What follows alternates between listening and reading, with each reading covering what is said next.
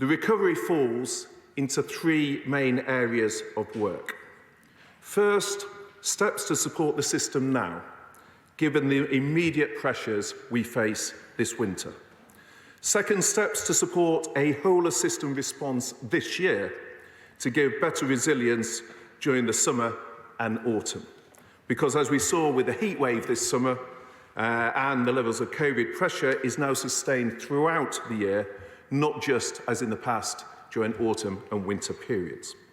And third, our work alongside these two areas on prevention to maximise the step change potential of proven technologies such as virtual wards and the wider adoption of innovations such as operational control centres and machine reading software to treat more conditions in the community away from reaching the emergency department in the first place. Mr. Speaker, let me set out the first of these with the measures I can announce today to provide support to the NHS and local authorities now. First, we will block book beds in residential homes to enable around 2,500 people to be released from hospitals where they are medically fit to be discharged. When combined with the ramping up of the £500 million discharge funding, which will unblock an estimated 1,000 to 2,000 delayed discharge cases, capacity on wards will be freed up, which in turn enables those patients admitted by emergency departments to move to wards, which in turn unblocks ambulance delays.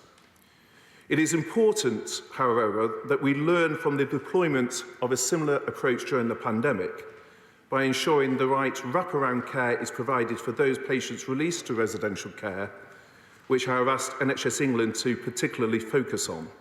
So it is the shortest possible stay on their journey home and into domiciliary care, and indeed it is in the NHS's own interests for those stays to be as short as possible.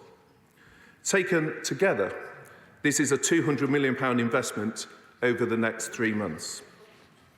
Next, our A&Es are also under particular strain.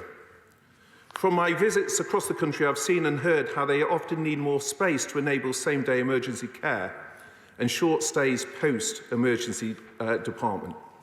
So our second investment today is more physical capacity in and around emergency departments. By using modular units, this capacity will be available in weeks, not months, and our £50 million investment will focus on modular support this year, and we will apply funding from next year's allocation to significantly expand this programme ahead of the summer. We are giving trusts discretion on how best to use these units to decompress their emergency departments. So that might be spaces for short stay post A&E care, where there's no need for the patient to go to a ward for further observation, or for discharge lounges where previously they've not been able to take patients in a bed. Many of those are often simply chairs, and also additional capacity alongside the emergency department at the front end of the hospital. Mr. Speaker, the third action we are taking to support the system right now is to free up frontline staff from being diverted by CQC inspections over the coming weeks, and the CQC have agreed to reduce inspections and focus on high-risk providers in other settings like mental health.